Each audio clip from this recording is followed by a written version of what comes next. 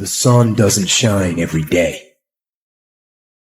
The storms will come. There are times when the nights will be long and dark and you will be alone. There will be times when the darkness seems to consume everything, but don't let it consume you. That's anxiety. Stop. You're not where you think you are. Your map isn't producing the desired outcome. It's wrong. What should you do? You don't know. Stop. Because if you don't know where to go, there's no point going anywhere. And then what? Prepare. That's anxiety. Stop. Prepare. Well, people hate that because, well, for obvious reasons. Prepare. For what? Everything. Very, very demanding psychophysiologically. And that's also something that's really worth knowing. It's like anxiety isn't just a psychological state that's unpleasant. It's like you're revved up and you're burning resources like mad. And you're in a biochemical state such that that's optimized for quick action, but that's toxic if you inhabit it for any length of time. So not knowing what to do, that is not good. And it isn't just that it makes you feel bad. It's you're running your machinery faster than you can replenish it. For some reason, there is this facade that life should be full of happiness and without its suffering, which actually makes us suffer even more.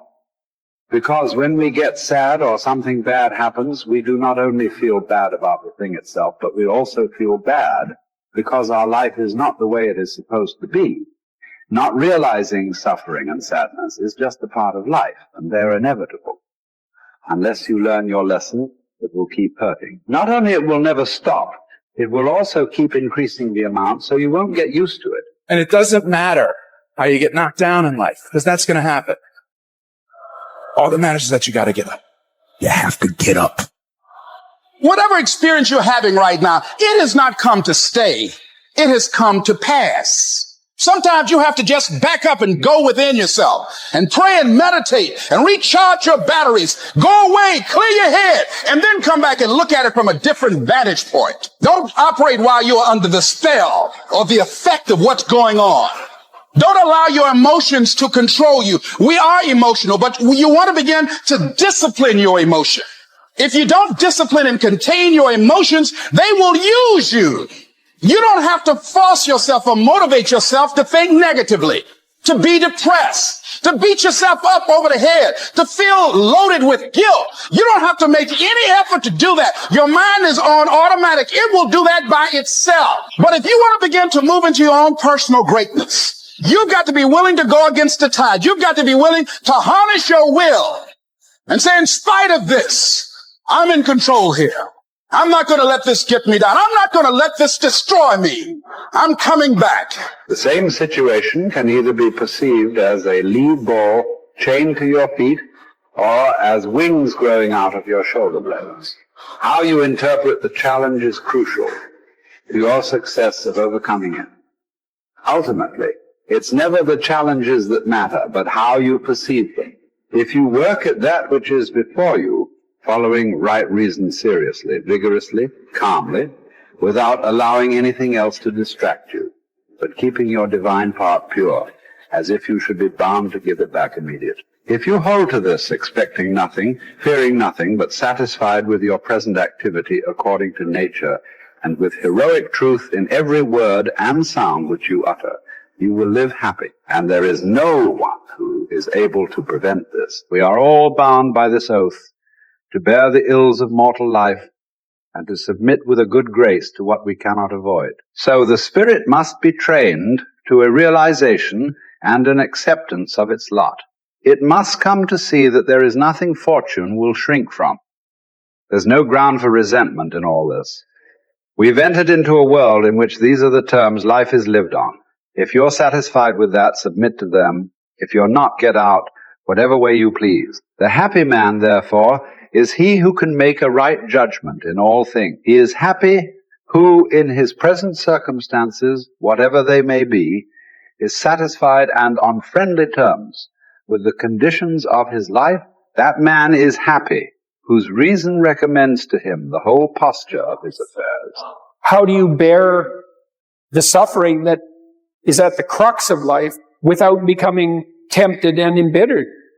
That's really, really difficult. Now, someone might point out, go ahead and be bitter, see where that gets you. And if you have any sense, and generally people have at least some, they know that being sick and bitter is worse than just being sick. And that being right, it's worse, but it's very hard temptation to avoid.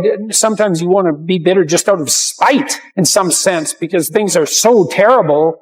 All you've got left is your willingness to shake your fist, and say, well, really? Is this like this many poisonous snakes? Really? That's like, maybe I could have learned with just 1 or 2, not 100. But we're all stuck with that. And I think we're stuck with it at every level of our life in some senses. How do we maintain a high order moral orientation in spite of suffering and malevolence? Do you think that the man has any thought of mending his ways who counts over his vices as if they were virtues? Therefore, as far as possible, prove yourself guilty. Hunt up charges against yourself.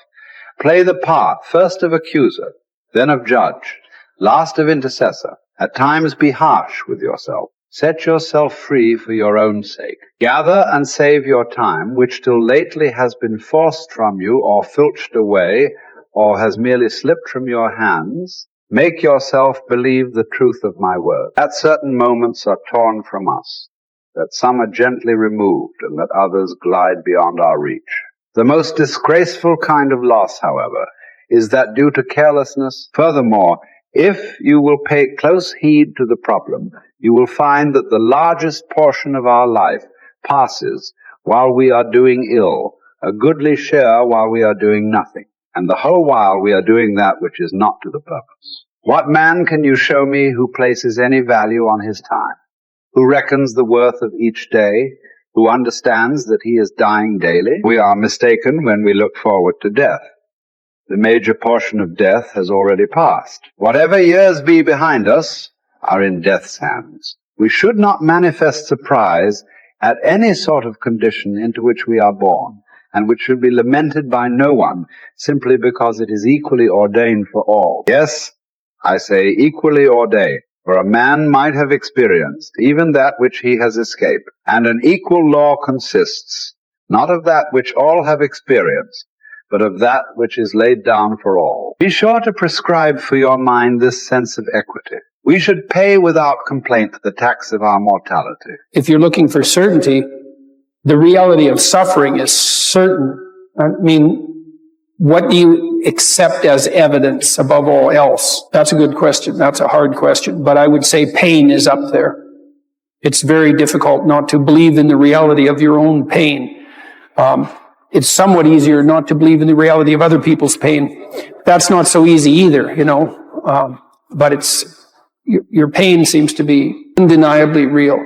And so it does beg a question, which is, if pain is undeniably real, is that which overcomes pain even more real? And I think that's, in some sense, that's the idea that lurks behind the idea of the resurrection.